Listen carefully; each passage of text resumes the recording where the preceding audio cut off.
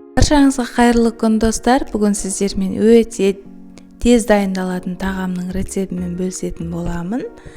Каналыма тіркеліп, лайк басуды ұмытпаңыздар. Ал кеттік. Қызып тұрған тапамызға майымызды құйып, етімізді салып, осылай тез-тез араластырып аламыз. Етіміз қып-қызыл болуы қажет. Және тұзымызды салып, тағы да араластырып аламыз. Сосын паприка қосамыз. Қызыл бұрыш, қара бұрыш дәміне қарап қоса бересіздер. Өте керемет дәмді болып шығады.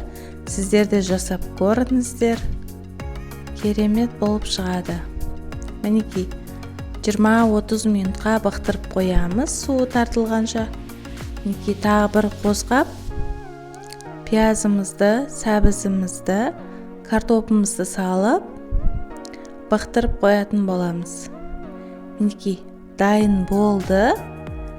Сіздер де осылай обедке тез-тез осылай картошка деген тамақ жасап берсеңіздер болады.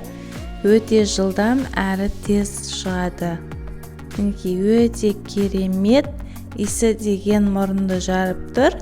Сіздер де жасап көріңіздер, өте оңай.